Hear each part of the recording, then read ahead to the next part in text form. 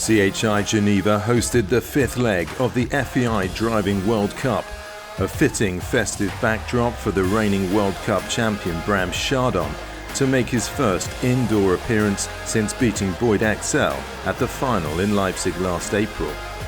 With Boyd absent at this fifth leg, there was always going to be a new winner, and in a youthful lineup it was Bram Chardon who was the hot favourite after his win in this spectacular arena last year.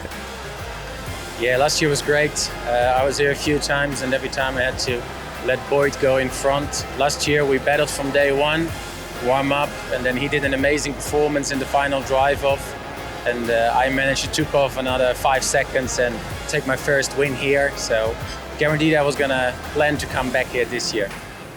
I think it's good for me he's not here now to give me a start, because I haven't driven yet so far. I started quite late. And then when Boyd is here, you're directly under full pressure. Not saying the others are not full speed, but Boyd is the man to catch at the moment. So I'm preparing myself here for next week in London. But okay, I need to win here first, and I have to give everything tomorrow. It's interesting to see that there's so many young drivers here.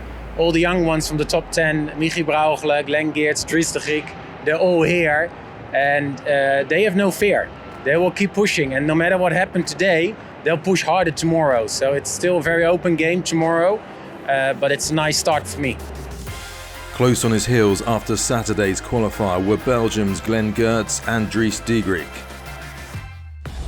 He's another league. These horses, compared to my team and Dries' team, they're much more experienced, they're longer together. He has also a bit the advantage of being the son of his father. They have two teams, they can swap horses if necessary. They are perfectionists. No, he's very strong, and he's also for me my top favorite for tomorrow, I guess. I think we won't be able to catch him. Maybe we can put some pressure on him tomorrow.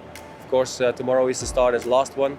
So putting pressure on him, hoping he maybe makes a mistake. I think that's the only way to catch him. But as I said, I'm happy with today, and I'm really close to Dries. So I think we're going to see a nice sport tomorrow.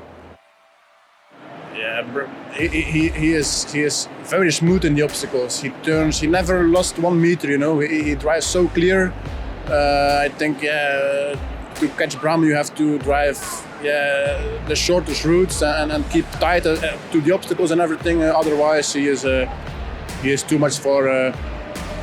Yeah. The first round was an exciting one, with a Swiss crowd getting behind the athletes from the start.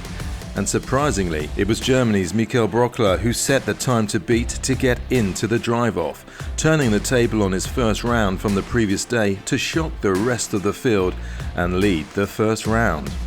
Dries de Griek was finding his form in just his second competition of the series. He returned home just 2 seconds off the pace set by Brockler. The defending champion Bram Chardon joined Brockler and de Griek in the drive-off despite having 4 penalties added for a knockdown. But after a solid drive on day one to finish third, Belgium's Glenn Geerts was just behind Dries after the first round and missed out on a drive-off place, which on day two is only the fastest 3. Geerts was left wondering what else he could have done. Yeah, tough. I was super happy with the horses because I was almost 10 seconds faster than yesterday. Again, no knockdown, so that means 3 rounds without a single knockdown. So very proud of that. But 2 seconds too slow to be in the top 3. It's unbelievable. Bram takes a ball in the first obstacle, takes the wrong gap, but still he managed to stay just in front of me. So it was good sport today, but unfortunately not for me today. I think Bram will do everything to take his first spot back, but also Brauchle and Dries are going to put pressure. I think we're going to see higher level indoor driving now. The drive-off was electrifying. Dries was first to go, racing clear and returning 2 seconds under his first round time in 160.09, throwing down the gauntlet in the Palexpo arena. Chardon was next, and with his team of Lipizzaners fully charged, they showed just why they're the current champions, driving a clear round just under 8 seconds faster than the Belgian in 152.45. Michael Brockler went full on to try to topple the Dutchman, but it wasn't to be as they came home in 157.33 seconds, 5 shy of Bram's time, but good enough for a second place. So Bram Chardon got his campaign off to a flying start in Geneva. 10 qualifying points on his road to defend his title in Bordeaux. I was a little afraid after my big mistake in the first round, because I knew the other three had good rounds, clear rounds, and with me having the knockdown and losing some time there, I really felt like I had to push a little more in the second half to even qualify for the jump off. But then I had a revenge there in the drive off. The horses were amazing, no driving mistakes from my side, and then you could see they just keep running till the end for me. Next up will be the 6th leg in London, with the series reaching boiling point, as Bram and Boyd will go head-to-head for the first time since the final.